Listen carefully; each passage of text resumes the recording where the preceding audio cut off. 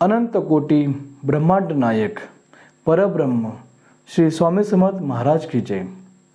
श्री स्वामी समर्थ, जिन्हें अक्कलकोट के स्वामी भी कहा जाता है, महाराष्ट्र के अक्कलकोट में दत्त संप्रदाय के एक महान संत थे जो 19वीं शताब्दी में प्रकट हुए। ऐसा माना जाता है कि वह श्रीपाद वल्लभ और श्री नरसिंह सरस्वती के बाद भगवान श्री दत्तात्रेय के तीसरे पूर्णावतार अवतार हैं। गाणगापुर में श्री नरसिंह सरस्वती के बाद में श्री स्वामी समर्थ के रूप में प्रकट हुए। स्वामी के मुख से उद्घोष है। स्वामी ने कहा है कि मैं नरसिंह हूँ और श्री शैलम के पास मैं जंगल से आया। उन्होंने अपने शब्दों में खुद ही कहा है कि वे जंगल से आए थे। ऐसी मान्यता है कि जंगल में स्वामी तप कर रहे थे, ध्यान कर रहे थे। उसी समय वहाँ पर एक लकड़हारा आया और गलती से उसकी कुल्हाड़ी उस चींटी के टीले को लग गई जो स्वामी के इर्द गिर्द छाई हुई थी, और इससे स्वामी की तपस्या भंग हुई और वे वहाँ प्रकट हुए। उन्होंने उस लकड़हारे को माफ़ किया और वहाँ से वे फिर अक्कलकोट आए। अलग अलग जगहों पर स्वामी अलग अलग नामों से आए। स्वामी समर्थ महाराज का प्रकट देश भारत है। भारत में महाराष्ट्र राज्य और महाराष्ट्र राज्य में जिला सोलापुर और जिला सोलापुर में तहसील है अक्कलकोट। अक्कलकोट में स्वामी जी सर्वप्रथम एक खंडोबा मंदिर के पास आए। वहाँ पर उन्होंने 3 दिन के लिए वास्तव किया। इनकी प्रमुख भाषा थी मराठी और मराठी के साथ साथ हिंदी भी।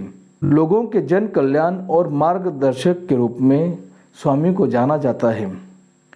स्वामी पूजनीय महान मानव है। पृथ्वी के कल्याण के कारण मनुष्य पशु पक्षी इनके पूजनीय मानते हैं। लोगों को अनहोनी से स्वामी जी द्वारा बचाया गया। अक्कलकोट में दर्शन के लिए करोड़ों भक्त स्वामी जी की समाधि में दर्शन करने आते हैं। स्वामी समर्थ, जिन्हें अक्कलकोट के स्वामी भी कहा जाता है, एक प्रमुख आध्यात्मिक गुरु हैं जो भारतीय उपमहाद्वीप के अनेक भक्तों की आध्यात्मिक शिक्षा में मदद करते थे। स्वामी समर्थ ने विभिन्न धार्मिक संप्रदायों के लोगों की मदद की और उन्हें उच्चतर आध्यात्मिक ज्ञान प्रदान किया। उन्होंने अपने अनुयायियों को साधना, ध्यान और भक्ति की प्राकृतिक विधियों पर ध्यान केंद्रित करने का उपदेश दिया। स्वामी समर्थ एक ऐसे गुरु थे जिन्होंने अपने शिष्यों की श्रद्धा और विश्वास को महत्व दिया और उन्हें सही मार्ग पर चलने के लिए प्रेरित किया। उनके शिष्यों में एक अहम गुण था, प्रमुख गुण था, सबकी सेवा करने की अद्भुत भावना थी। वे लोगों की मदद करने के लिए हमेशा तत्पर रहते थे और आध्यात्मिक मार्ग पर उनका पथ प्रदर्शन करते थे।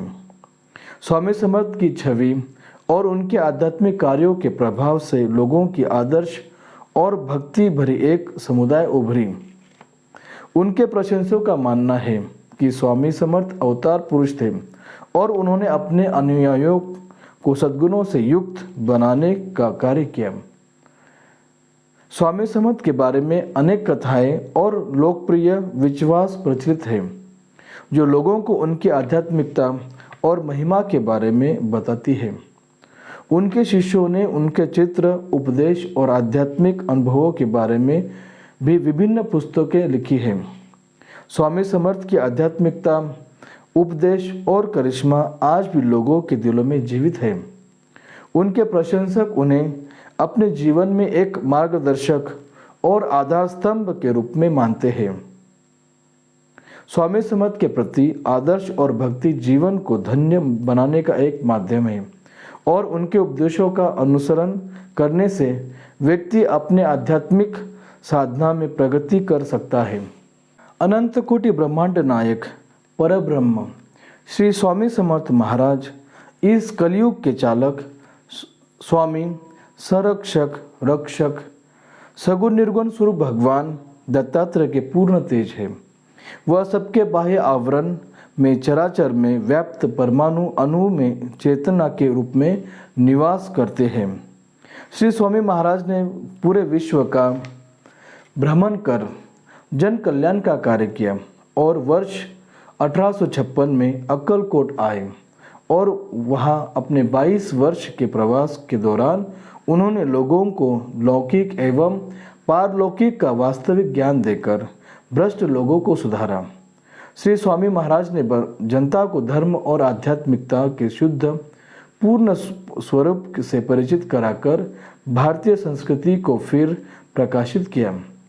श्री महाराज ने यह स्पष्ट किया है कि धार्मिक समानता, परोपकार के प्रति सद्भाव, करुणा, आत्म जागरूकता, विश्वास और विवेक से मानव को आसानी से सुख की ओर ले जा सकता है। इस प्रकार ये थी जानकारी हमारे श्री स्वामी समर्थ महाराज के बारे में। आशा करता हूँ कि ये जानकारी आपको पसंद आई होगी।